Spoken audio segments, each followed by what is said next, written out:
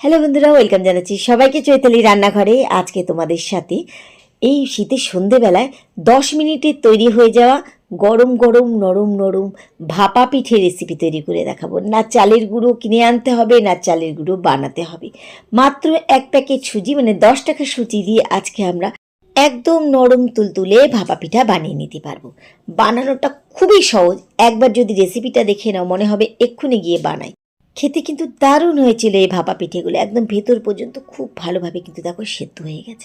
ব্রেকফাস্টে বা সন্ধেবেলায় এই ঠান্ডার মধ্যে চায়ের সাথে কিন্তু এই ভাপা পিঠে খেতে পারো। তবে আমার কিন্তু ভাপা পিঠে ভালো লাগে গরম গরম খেতে, শুধু শুধু ওপর সামান্য একটু নুন ছড়িয়ে দিই। বা এটাকে কিন্তু চাইলে তোমরা দুধ দিয়েও খেতে পারো।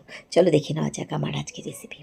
তো ভাপা পিঠে বানানোর জন্য প্রথমে আমি এখানে নিয়েছি 1 প্যাকেট সুজি। যে সুজির দাম কিন্তু মাত্র 10 টাকা। এখানে নিয়ে নিচ্ছি একটা মিক্সারের জার, আর এর মধ্যে পুরো সুজি আমি দিয়ে দিচ্ছি।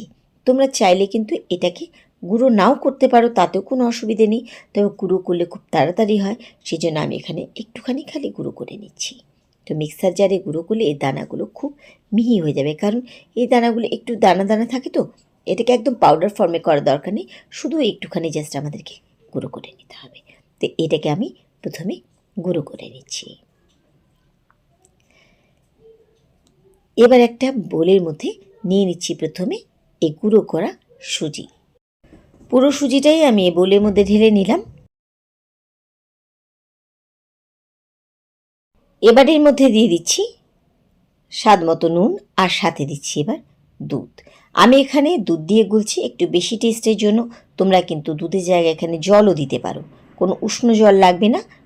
নর্মাল একদম রুম টেম্পারেচারে জল দিয়ে এটাকে গুলতে পারো, বা চাইলে হাফ দুধ হাফ জল দিয়েও কিন্তু করতে পারো। প্রথমে আমি এখানে 1 কাপ দুধ দিয়েছি, দিয়ে প্রথমে ভালোভাবে সুজি একটুখানি দুধের মধ্যে মিশিয়ে দিয়েছি। সুজি একটু ফুলবে, তখন কিন্তু এ দুধ পুরো টেনে যাবে, তাই আমি এখানে আরও 1 কাপের একটু কম দুধ দিয়ে দিচ্ছি। আমি যেটা আগেও বললাম যে চাইলে কিন্তু তোমরা এটা জল দিয়েও এভাবে সুজি গুলতে পারো, তাতে কিন্তু কোনো অসুবিধে নেই। এখন খালি শুধু দুধের মধ্যে এভাবে মিশিয়ে দিচ্ছি। তো মেশানো এখানে আমার হয়ে গেছে। এবার এটাকে আমি ঢাকা দিয়ে রেখে দিচ্ছি কিছুক্ষণের জন্য। এই 5 মিনিটের মতো রেখে দিলেই কিন্তু এটা হবে। আর এদিকে ভাপা পিঠের ভেতরে দেওয়ার জন্য আমি এখানে নিয়ে নিচ্ছি কিছুটা পরিমাণে নারকোল কোড়া, আর নিয়েছি এখানে কিছুটা পরিমাণ পাটালি গুড়। কারণ আমরা জানি যে ভাপা পিঠের ভেতরে কিন্তু নারকোল কোড়া গুড় দেওয়া থাকে। 5 মিনিটের মতন আমার এই ব্যাটার রেস্টে ছিল।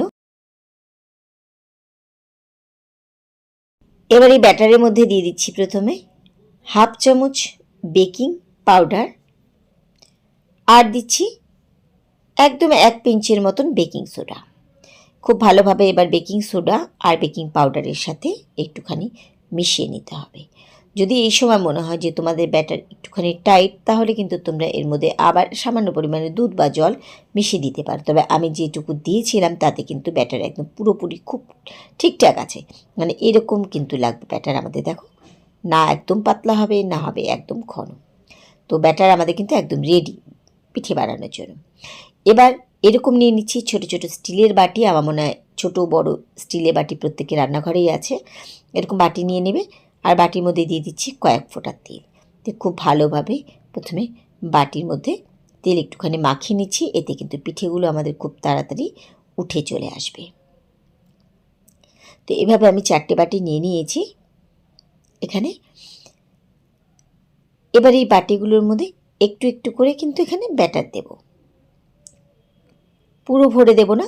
প্রথমে এরকম 2 হাতা করে ব্যাটার দিয়ে দিচ্ছি। এভাবে আমি বাদ বাকি বাটিগুলোকে ভরে নিচ্ছি। আচ্ছা, বাদ বাকি বাটিগুলোতে আমার দেওয়া হয়ে গেছে।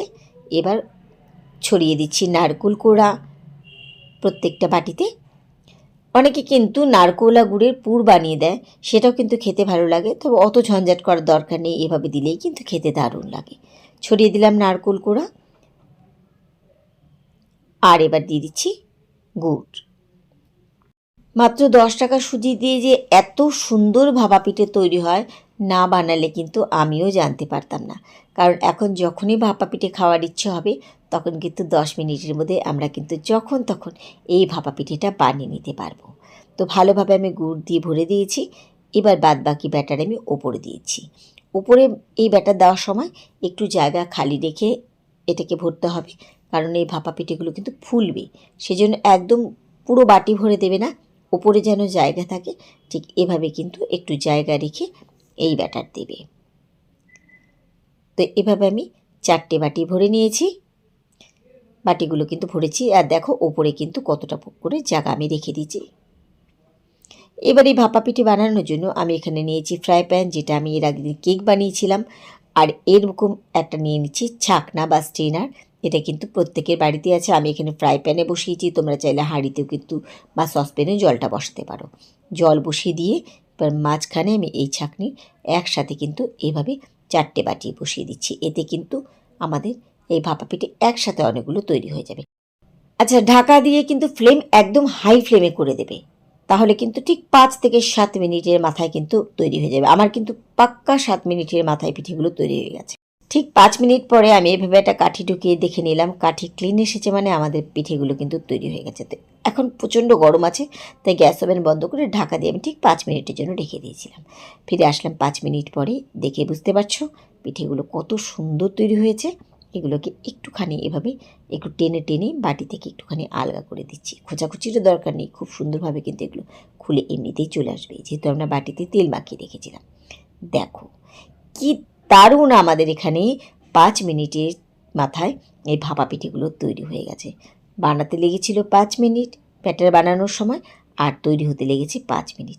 মাত্র 10 মিনিটের মধ্যে তৈরি হয়ে গেল আমাদের কম খাটনিতে মাত্র 10 টাকা সুজি দিয়ে নরম তুলতুলে ভাপা পিঠা।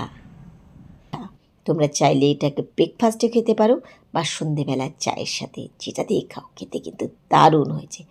একটা ভাপা পিঠা আমি তোমাদের সামনে ছিঁড়ে দেখাচ্ছি, দেখো কতটা নরম হয়েছে আর ভেতর পর্যন্ত কতটা সুন্দরভাবে সেদ্ধ হয়েছে। ইচ্ছে করছে না, মনে হচ্ছে না এক্ষুনি গিয়ে বানাই?